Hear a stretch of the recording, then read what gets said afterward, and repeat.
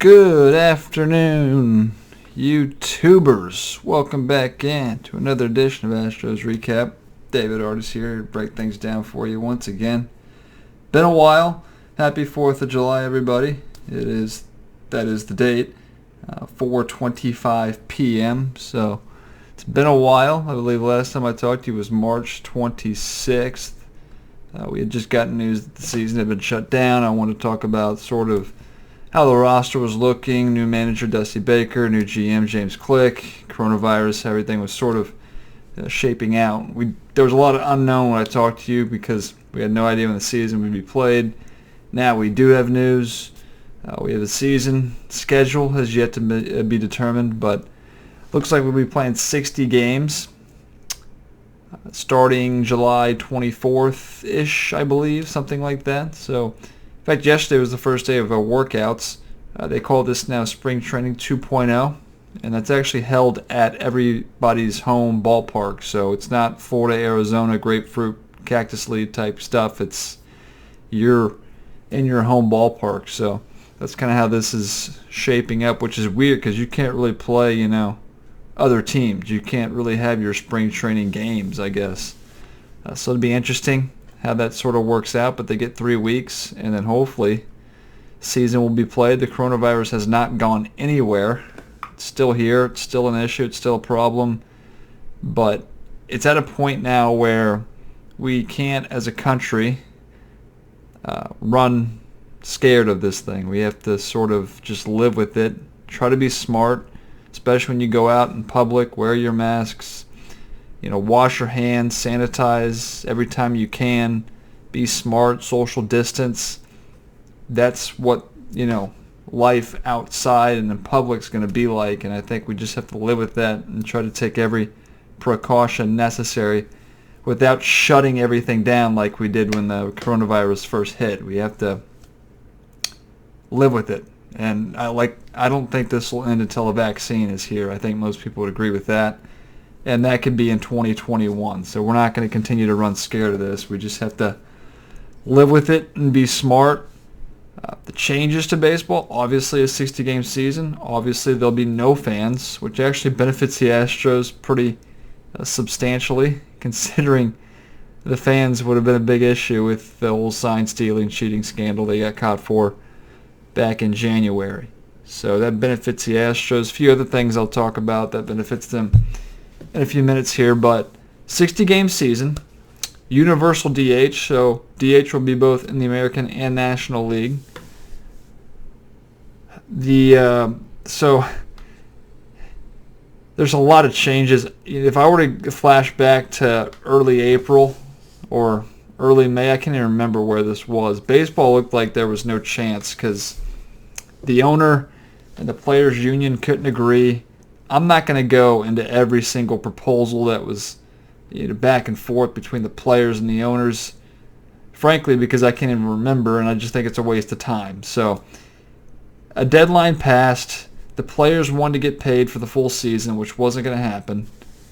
I mean, you should get paid for the games you play. That's how this should work. But it was a lot of it came down to money at the end of the day, obviously.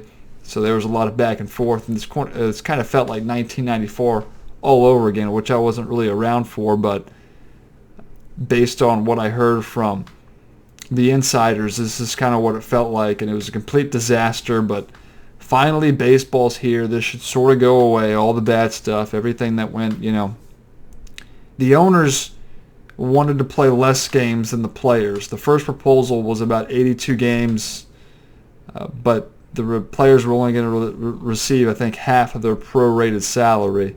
Players weren't interested in that. They wanted to play 114 games, which was sort of implausible. You're looking at May or June to play that much, and they couldn't have this season extend into November. It just wasn't that they couldn't do that, especially when you think about the weather conditions and how things sort of get worse. I mean, in late October, a lot of the northern cities, a lot of those northern cities get real cold, and you're playing cold baseball in the month of mid-late October if your team is advancing that far. But anyway, so 60-game season, that's where we're at. That's what it's going to be. Universal DH, both American National League. They're going to start with your roster usually is 25 man, right? This year, before this coronavirus hit, it was supposed to be 26. You're adding one more.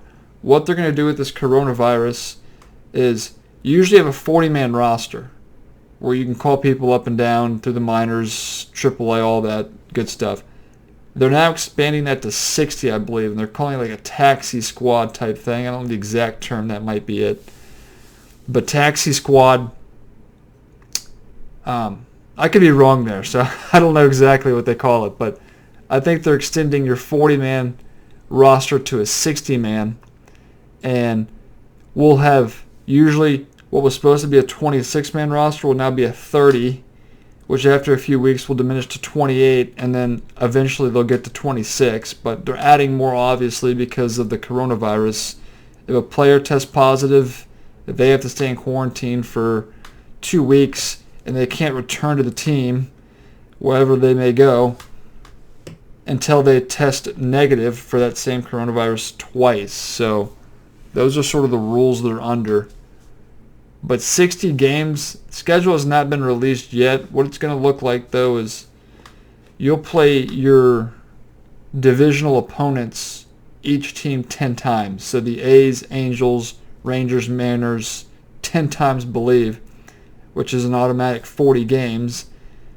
And then you're going to play, your interleague play will be against the corresponding divisional opponents. So like the AL West will play the NL West, vice versa, Central and East. So what they're trying to do is they're trying to sort of limit your travel. So you're not traveling into different time zones. You're traveling.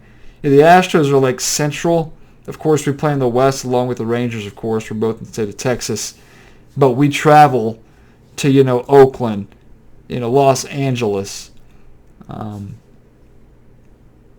Bring up the others. I mean, you got, who else do you got here? You got Oakland, Seattle, Los Angeles, and then we'll be going, back and forth between Arlington and Houston for a lot of games. And then you'll travel to, San Francisco, Los Angeles to play the Dodgers. We'll play the Diamondbacks. We'll play the Padres. So they're trying to, most of our travel's all going to be off to our west, and they're trying to sort of do that for each team. So with this coronavirus, traveling is a hard thing to do because every state's a little different when it comes to the positivity rate and how bad and the spike. And the second wave has sort of hit Texas pretty bad here. So, but again, like I said earlier, can't run scared from this thing. You just gotta, we got to go back to normal. So Texas was actually doing pretty well. We had opened back up a lot of businesses, bars, restaurants, and then we sort of, we started at 25% capacity, went up to 50, 75, and now we've sort of gone back down. We've closed back down bars, restaurants, so we're kind of in a standstill until we can get our rates back down because we did spike there for pretty good while there. So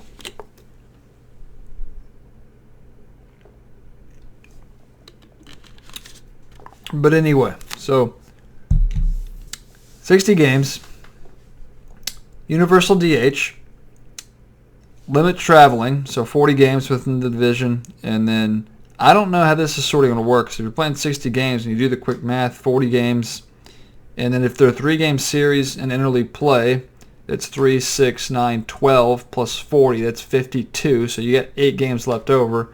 I don't know exactly how it works. The series are longer, shorter, but I think you'll have some extra games there at the end, so we'll see how that plays out. And then the playoffs, as far as that goes, one thing I forgot to mention before I actually move on to the playoffs, picture how that's going to look.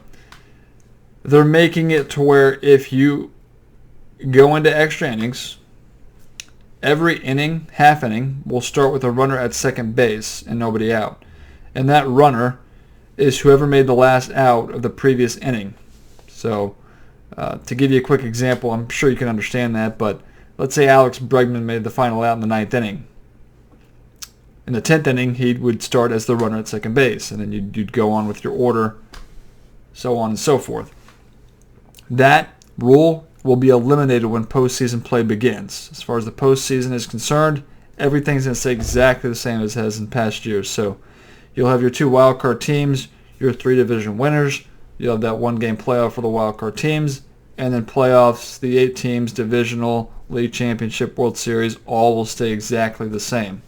Something Rob Manfred has say in, well, if there is a spike of cases in one city, state sort of thing, he can actually move that team to a different location, which would be interesting if that actually does occur. And then they have to stay there until, well, we'll see. It'll be a neutral site, so I don't know exactly where that would take place. But yeah, there are a lot of, one of the proposals or one of the ideas when we were talking about, return to play was everybody playing in Arizona, which would be kind of weird. Obviously, they have all the spring training facilities, got Chase Field with the Diamondbacks, but that was an interesting, like the NBA, for instance, which is scheduled to start a week after baseball. Everybody's playing basically in Orlando or the Disney World, Disneyland. I think it's Kissimmee, which actually used to be the old spring training home, which is right next to Orlando. But everybody's playing in this sort of bubble right there. So baseball is different because we're still going to travel. We're still going to do all this stuff that we usually do. But a 60-game season is just going to feel weird. Me personally, doesn't even feel like it's not even worth it almost to me to play 60 games.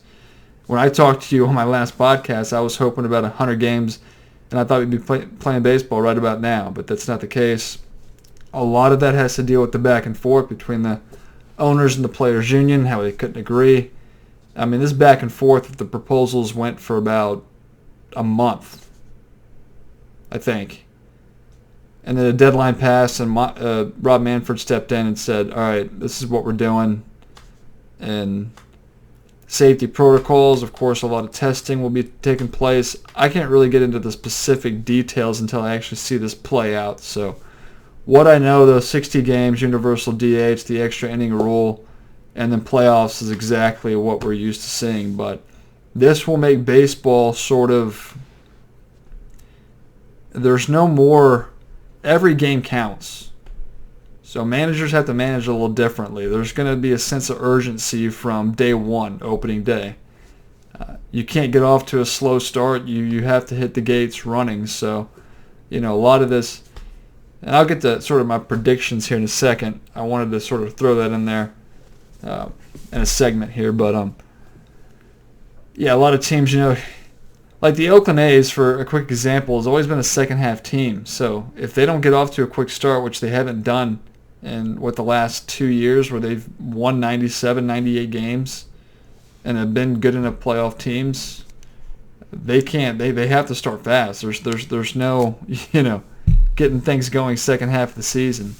One more thing, the trade deadline. This is sort of spilling out as I think about this more and more, the details of the season. But along with the 60 games, no fans, universal DH, extra inning rule, the trade deadline is now August 31st, which is also very strange because you'll play a month of baseball, 30 or so games, and it's like, all right, usually the usual trade deadline was July 31st. You've played about 60, 70, 80 games, so you sort of know where you stand. I think that's right. No, you've played more like 100 games. Yeah. July 31st, yeah, you've played more than 100 games, so you know whether you're sort of contending or not. 30 games, it's quick, but you have to sort of determine, are you buyers or sellers at the trade deadline? So the Astros probably won't be a participant because, well, frankly, if they're a contender, they have nothing to really trade. There might be a few prospects here and there, but they can't make a big splash deal like they did with Greinke, Verlander, things like that. They can't do that. They don't have the farm system to do it. And I find it very hard to believe they'll be sellers unless they get off to a terrible start. And they're not going to break this team up. I just don't see it. It's too talented, especially when it comes to the lineup. Obviously, the pitching side has some question marks. But to talk about the benefits that the Astros get with this 60-game season, one of those things, we talk about the fans, which obviously It takes a burden off. But Verlander was not going to start opening day. He was not going to be ready.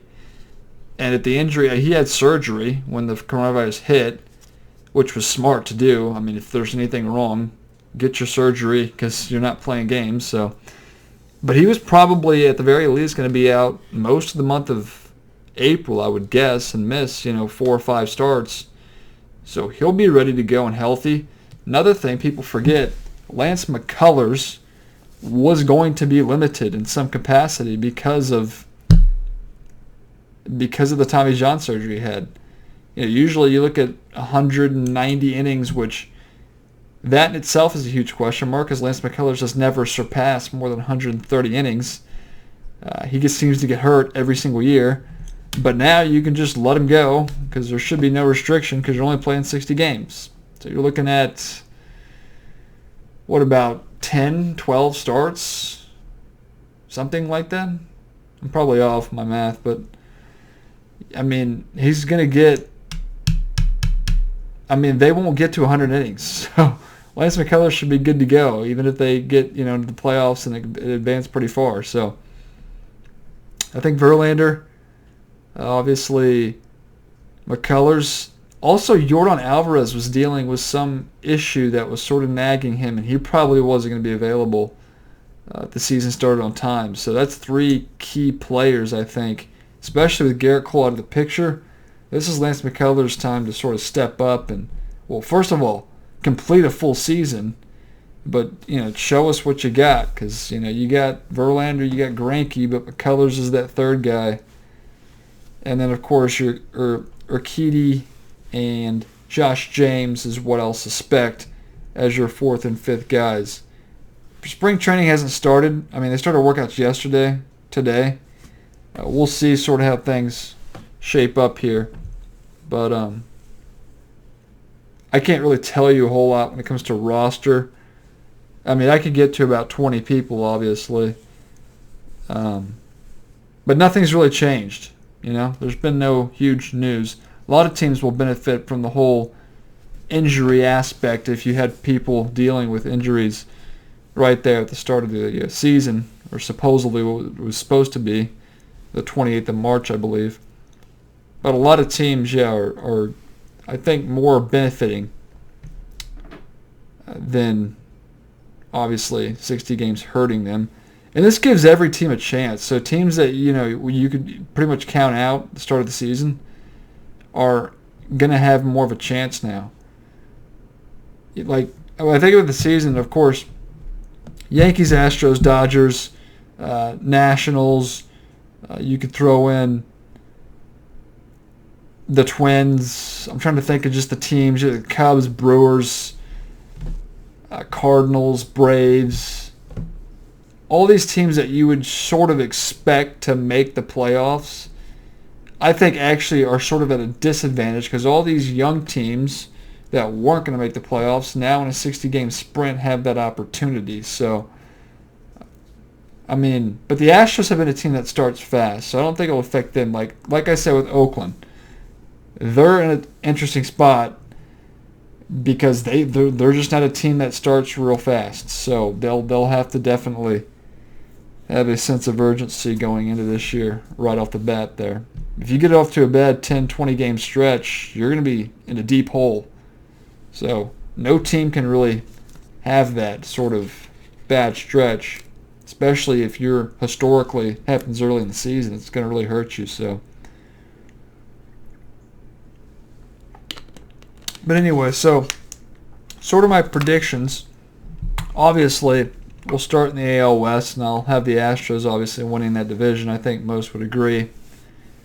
A lot of people are hyped up on the Angels with the addition of Anthony Rendon, Shohei Ohtani to an extent. I'm not a big believer in the Angels. I don't know. I don't think one hitter is going to make that team. Obviously, Ohtani with Mike Trout, Anthony Rendon, yeah, that is a good, middle portion of the lineup. Biggest question with the Angels is the pitching. But with Oakland being a historically second-half team, I do have to knock them down a little bit. So I probably would put the Angels in second place, Oakland at A's third, Rangers fourth, and I'll put, of course, the Mariners. I think we can all agree are going to finish last in the AL West. So that will be my prediction for our division there. Look at the Central. Obviously, I think the Twins are going to win their division. It really is a flip-flop between the Tigers and the Royals for 4th and 5th. So you're left with the White Sox and the Indians filling the 2 and 3 spots. The White Sox are an interesting team that can actually find themselves in the playoff picture. They got a lot of young talent. We'll see sort of how that goes for them. I think the Indians are their window's sort of closed, so it's a tough one. Obviously, I think the Twins will win that division, but I'm going to go with Chicago second, and I think the Indians will finish third. I think the Indians also will probably end up being sellers at the deadline, and they have some definite pieces that can be traded when you think about Carrasco, Lindor, Jose Ramirez. They definitely have some pieces that they can get a pretty big return from and try to build the team back up that way. Of course, they lost Bauer last year. They traded Kluber to the Rangers, but I think the Indians will be sellers probably most likely at the deadline. Could be wrong, but I see them figuring themselves right in the middle of that division with, I'll put the Twins and the White Sox actually ahead of the Indians there. And then I'll have the Royals 4th, and the Tigers are a mess, so they'll be 5th there. And then when I look at the American League East, of course, the Yankees will finish first. I think that's a pretty foregone conclusion. They do deal with injuries. It comes to Judge and Stanton. Obviously, they got Garrett Cole. After Cole, I mean, the rotation's basically just a bunch of people that can pitch well. I mean, you got Tanaka. You got Paxton. Paxton's another injury case. Who else am I forgetting? I haven't even really thought about baseball a whole lot, so. But, after Garrett Cole, you'll have Tanaka and Paxton, and there's a few others, obviously, I'm missing. We'll see. Luis Sessa, Loizaga. I don't know if they're going to be starters or bullpen pieces, but Yankees will finish first, my prediction there. Tampa Bay will be right behind them. I think that'll be actually a close divisional race between them two. I'd probably put Boston third. Fourth will be,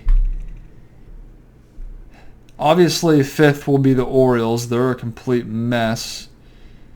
But who am I forgetting? The Blue Jays. That's right. The Blue Jays, they're another interesting team, actually. The Blue Jays are kind of in that White Sox category with a lot of young talent that, in a 60-game season could actually benefit them more. So where I'd throw I'll put the Blue Jays. I'm going to go Blue Jays third, actually. Boston lost Mookie Betts, David Price. They're sort of, I think, at the end. I don't see them competing very much. Of course, lost Alex Cora.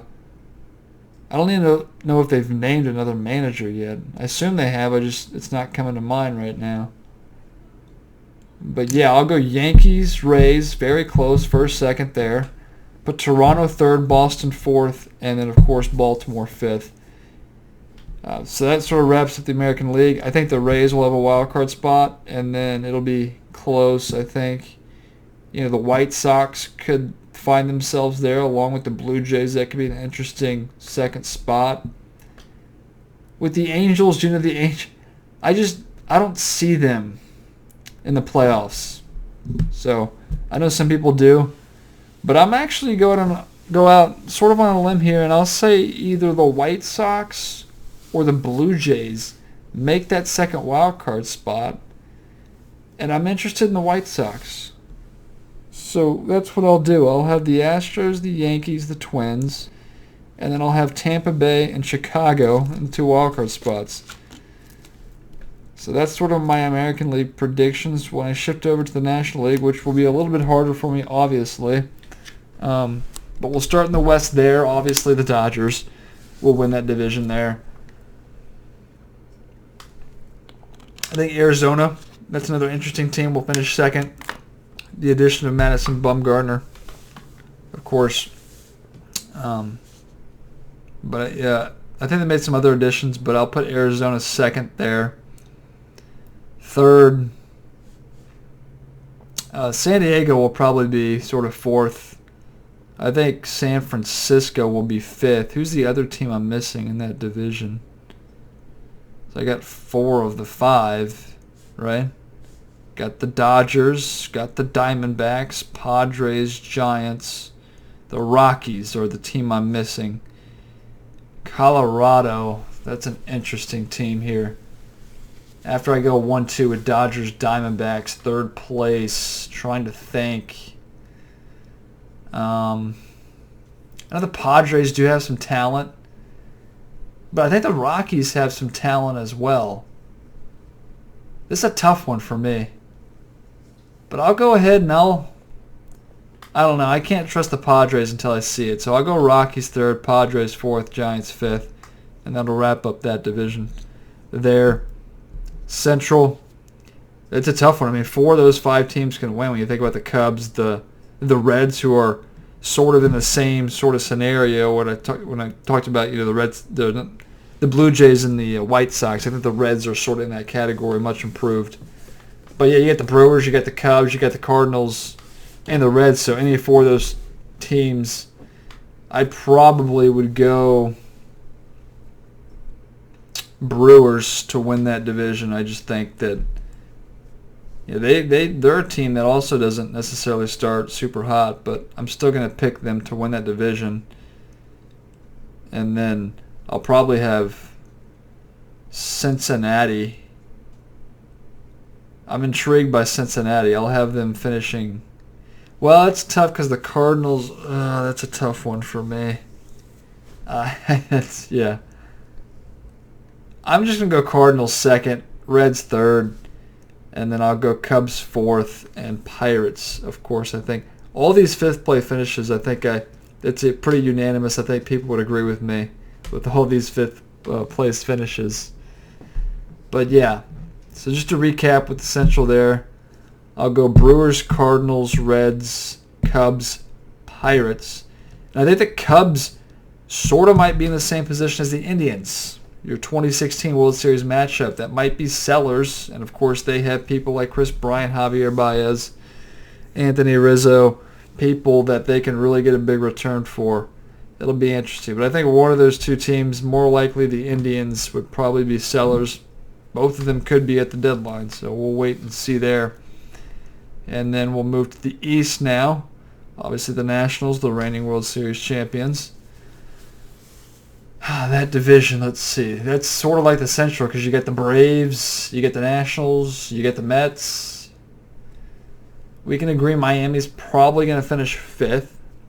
Probably. I know some people are actually hyped up on Miami having a chance this year with the 60 games, but I will still pick them to finish 5th.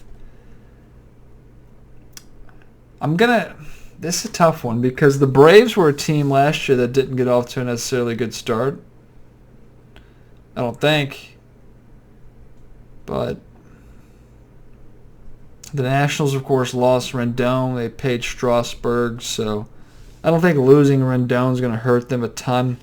I think the Mets will be competitive.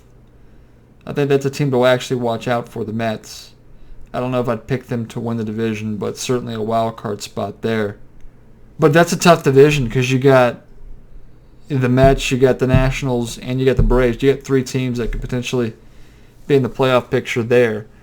This is a tough one for me. It's a tough one. Really tough. Yeah, I want to say the Braves, but at the same time I don't. And I want to say the Mets. I'm going to put the Mets in second place. Put the Mets in second. You got the Nats and you got the Braves. But the Nationals, again, are a team that doesn't get off to a great start. So it's one of those things. Who's going to start fast and hot?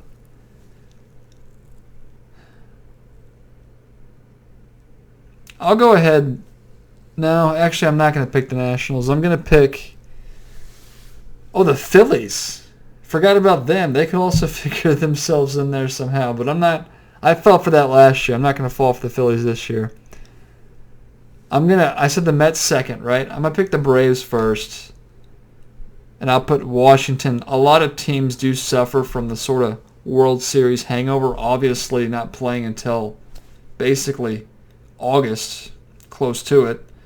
I still think the Nats... Actually, let me move the Mets down to third. All right, so I'll go Braves, I'll go Nationals, I'll go Mets, I'll go Phillies, I'll go Marlins to finish out there. So there you go. Your division winners, I'll have the Dodgers, I'll have the Brewers, and I'll have the Braves winning their divisions. Wild card spots, very interesting here.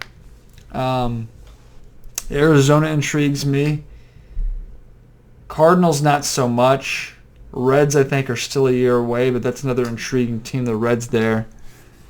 And then you've got, I think Washington will be a wild card spot, certainly, as the second team there. And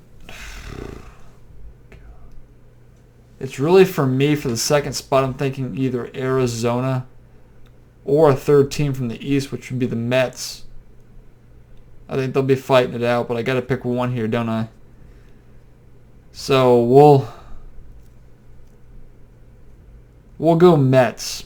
So I'm going to pick 3 playoff teams from the East. I'll go out on a limb there and say that. So you got, obviously, the Dodgers, the Brewers, the Braves, and I'm going to pick the Nationals and the Mets to win their... the Nationals and the Mets to match up in the wild card game. So those are my predictions. I'm not going to go deeper into, we'll obviously see how things plan out, but I'll remember this podcast particularly because of my predictions there.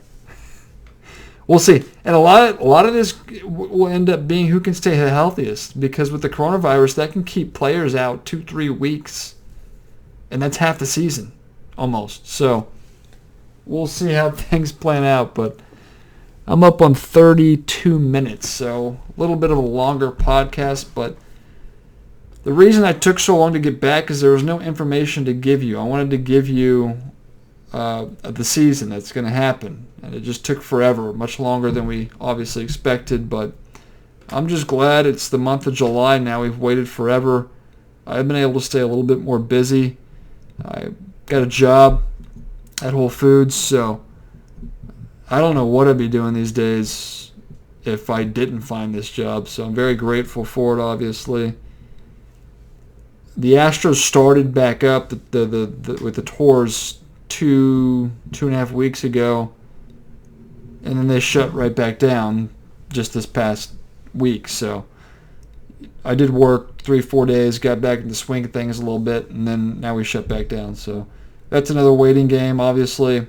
The team's working out at Minute Maid Park, so I wouldn't be able to work with them working out anyway, sort of the way I look at it. But hopefully this is more temporary, 2-3 weeks, and hopefully at least when the season starts, I'll be back at work, and I'll be doing both. I'm not going anywhere when it comes to Whole Foods anytime soon, although that was a seasonal temporary position. They took the seasonal part off, so they'll keep me more seasonal, but right now with the coronavirus, they definitely need me and my help. So, but yeah, I work the cashier. I'll bag. GSC is what we call it when you sort of bag, and you do the bagging and you go get carts, and of course we're sanitizing, cleaning carts, doing things like that. We have a sort of a cafe patio area outside that people have to work and spray down the tables and chairs, and a lot more with the coronavirus, trying to disinfect everything we possibly can. So anyway, won't get into that much talk there, but that's just your baseball update. So to wrap things up, just to sort of, right before the season starts, when I have more info about the schedule, more specifically, and just other things, I look at, I'll have my roster predictions then. But we'll be getting excited as the days go by if things continue to plan. Part of me almost feels like this could be delayed or postponed, and that sort of scares me, so I don't want to talk about it. But I've told you what I think about the virus and how I think we should approach things here. But anyway, yeah, I'm coming up here 35 minutes, which is a pretty long podcast if it's just me. Obviously, guests. Can't do guests now because it's just, we're trying to social distance. So, but anyway, I'll wrap things up there. Obviously, follow me on Twitter. That's at David Artis, DavidArtis, the number 7. Comment. I'd like to hear your opinions on your predictions, what you think of mine, what you think about this coronavirus, the season, everything all together. But yeah, I'll wrap things up there. I hate to leave things out. If I finish the podcast and I hit the pause button here, I would hate to remember something. But anyway, if I do, I'll pick that up on the next one. So shouldn't be a while, maybe 2-3 weeks before I get back to you with more information on the schedule, roster, things like that. But no real moves have been made. The biggest offseason splash, of course, was the Mookie Betts David Price trade going to the Dodgers. And I just got breaking news that David Price will not play. Another interesting aspect. When you implement the season, the players have the option of whether they want to play or not. You can't force them to play. And it's the same thing in basketball. So you got a lot of players that are actually opting out. Nobody on the Astros side, so I've heard so far. I know Mike Trout is very skeptical, and his wife is pregnant, and they're having a baby, and August is like when they're supposed to have it, and he obviously can't get the virus, but you're going to be playing at a risk. So we'll wait and see how things sort of shape out here, but I'll have more information on my next podcast, so be looking out for it. Obviously, if you subscribe to this, you can do that at the bottom there. If you subscribe, you'll get my next podcast as soon as it comes out. So, but anyway, love to hear your comments, and I'll respond, obviously, if one warrants a response. But anyway, all that good stuff on Twitter. Of course, YouTube right there. Click that like button, comment, subscribe, do all that good stuff. And I'll talk to you here in a few weeks, and we'll see you then.